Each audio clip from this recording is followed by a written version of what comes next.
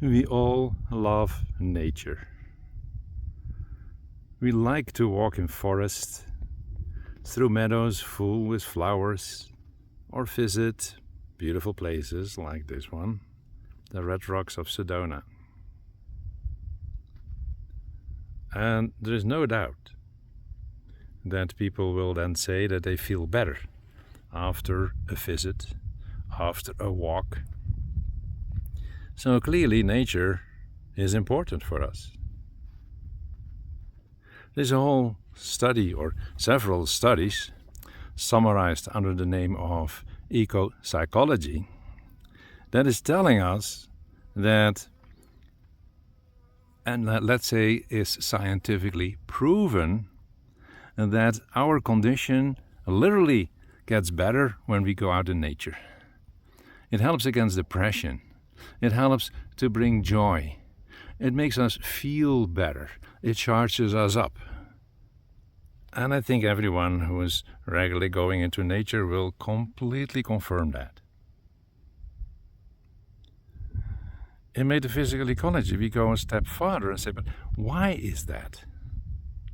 Not that we have to understand all the details, but we have to look at the fact that apparently most of us are living in a situation where we don't get enough nature. And it has an effect on us, and not necessarily a positive one. So what makes nature so attractive, and why does it make people feel way better? Well, I can say that in one sentence, and that is because we are an intricate part of nature. But yeah, everybody will nod their head and say, yeah, I agree with that. But there is more to it. And it are actually very simple, basic principles and understandings.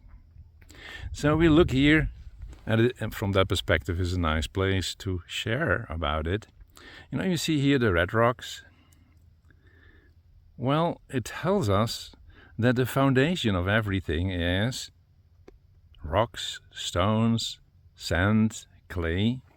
Or to say it differently, we are actually talking about crystalline energies. It are crystalline energies that are taken in by plants, passed on to animals, and passed on from plants, or if you eat meat, from animals to us. Meaning that every atom and molecule in your body originally comes from the earth. The earth that is crystalline. That means that we are actually crystalline beings. There are all kinds of New Age ideas that we will become crystalline. We are crystalline. That means that our system is a direct, you can almost call it an extension of Mother Earth. We are an integrated part of Mother Earth.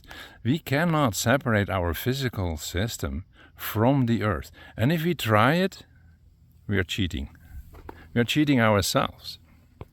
So our tendency to go into cities, live there, basically, well, you can say mostly, isolated from nature, it is no surprise that in that concrete system, the crystalline energies of the earth are not sufficiently reaching us. And we need to resonate with it, because then our system is resonate with the earth system, and that creates that beautiful feeling of harmony, of peace, of joy, of happiness. It takes away depressions. That's why nature is so important.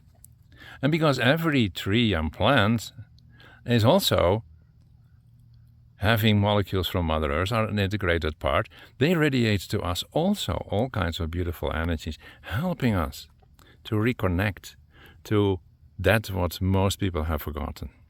Mother Earth, the Earth system, nature.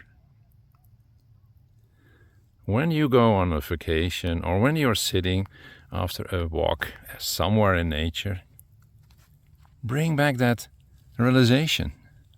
Wow, I am a part of this.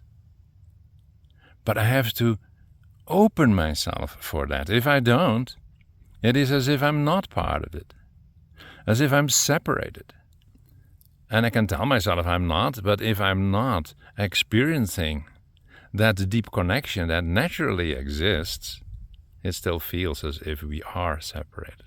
And that creates the problems that we humans have. And that's why metaphysical ecology, going deeper than, for example, ecopsychology, can help us to understand, but also to understand what we can do. Not that there are a lot of practical solutions now, but we need to start thinking about those solutions.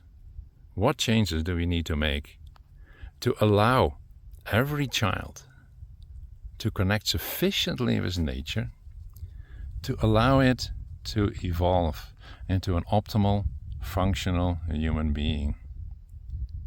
And for us adults, how can we use nature to heal and balance ourselves?